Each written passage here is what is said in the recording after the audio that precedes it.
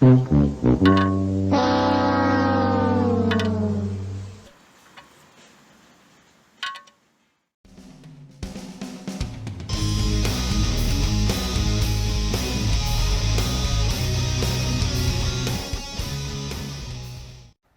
the last episode, I did an oil change on the BMW and things didn't go as planned. There was a lot of sludge in the engine and the valve train was making a lot of noise. After the oil change and cleaning out a bunch of the sludge, the valve train noise got worse. So I decided to drop the oil pan and see what's going on in there. Dropping the oil pan on the E46 BMW is a big job. To gain access to the oil pan, the front crossmember needs to be detached. That requires removing the crossmember brace. Also, the steering rack needs to be detached, and the control arms need to be detached from the chassis. I also removed the sway bar just to get it out of the way. Also, the motor mounts need to be detached from the crossmember. After you detach all that stuff, you need to suspend the engine from above, so the crossmember can be dropped out from under it.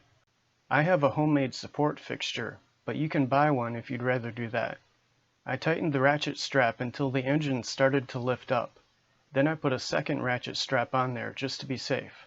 I also had to move the power steering pump and the power steering hoses out of the way. Now I can drop the crossmember. Alright, let's drop the oil pan. It has a lot of bolts holding it in place. Finding all of them was like an Easter egg hunt. Anyway, here's what I found in the oil pan. Those are chunks of plastic.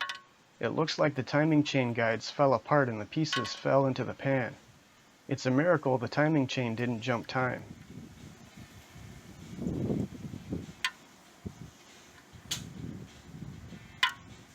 Also, here's what the oil pump pickup looked like inside. It's clogged with plastic debris, so the engine wasn't getting enough oil. I hope that didn't cause any major damage. Of course, this means the timing cover has to come off so I can replace the guides. That involved removing the cam cover, the Vanos unit, thermostat housing, water pump, and crankshaft pulley. Also, I decided to reattach the front crossmember to the chassis so I could lower the engine back onto it. That allowed me to remove the support fixture and get it out of the way. When I removed the timing chain cover, my fears were confirmed. One of the guides was completely gone. Also, the studs for the guide were damaged from the chain rubbing against them. So I bought some new studs and a set of timing chain guides. While I was at it, I also replaced the plunger for the tensioner. While I had all the stuff apart, I decided to replace some of the gaskets and seals. Of course, I needed to replace the timing cover and oil pan gaskets. But it was also a good time to replace the front main seal, the oil filter housing seal, and the water pump O-ring. I also noticed the plastic heater pipes were damaged and were leaking, so I bought new ones. One of the pipes runs along the engine block behind the intake manifold. It's almost impossible to get at with the manifold in there, so I decided to remove the intake manifold. Removing the manifold requires removing the air filter box, intake hoses, DISA valve, and throttle body. I also had to remove the fuel injector wiring harness and the fuel rail, and the CCV needs to be disconnected from the cam cover and the dipstick tube.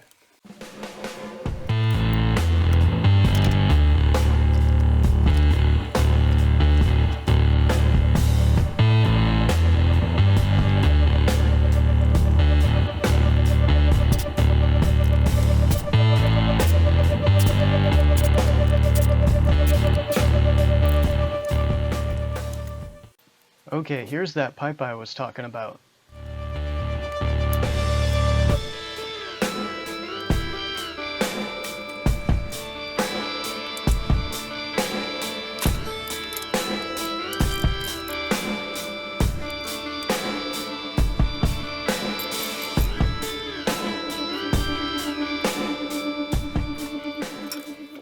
This is the end of the pipe that goes into the engine block.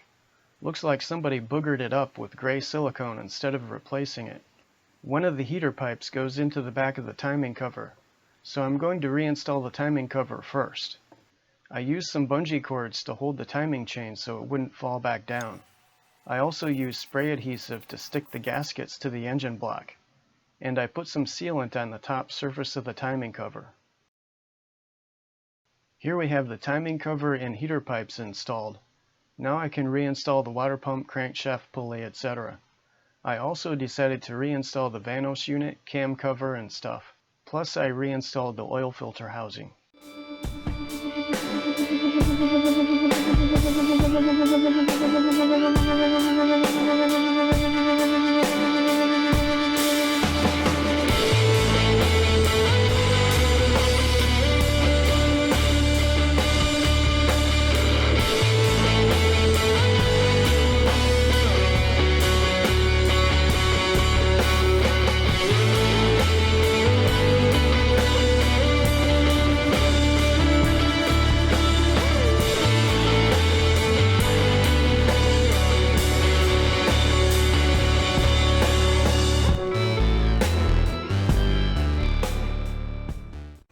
Next up, I'm going to reinstall the oil pan, so the crossmember needs to be dropped again, which means the support fixture needs to be reinstalled.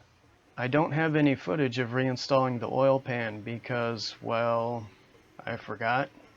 At this point, the engine is basically sealed up except for the intake ports, and the engine bay is pretty grimy, so I stuffed some rags into the intake ports and did some cleaning.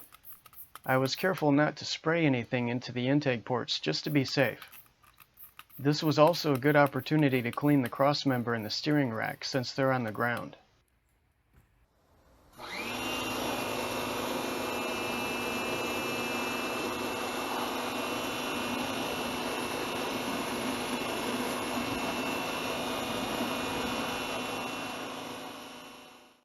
I gave it some time to dry and started reinstalling the crossmember and the front suspension.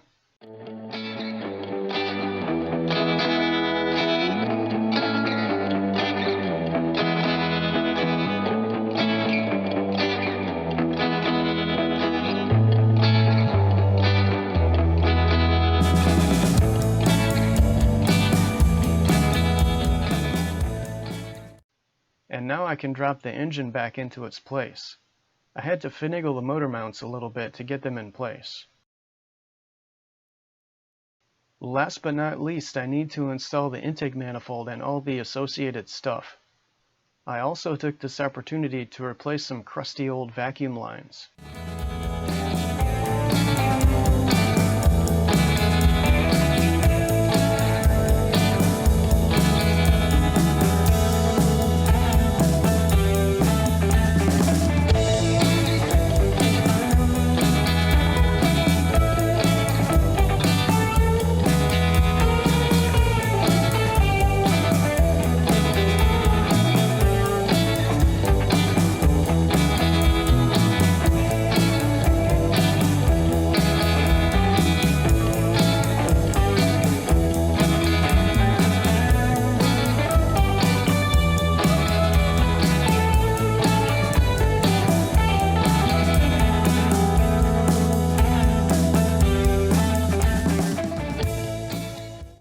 After I reinstalled everything, I topped off the oil and coolant, and I turned the engine by hand just to be safe.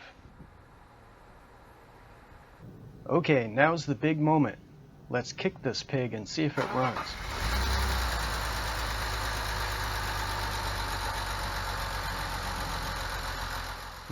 I still hear some valve rattle. Maybe it needs new lifters? Let me know what you think in the comments. In the meantime, at least it runs, and I don't need to worry about the engine tearing itself apart. I'll keep chipping away at it, but that's it for now. See you next time.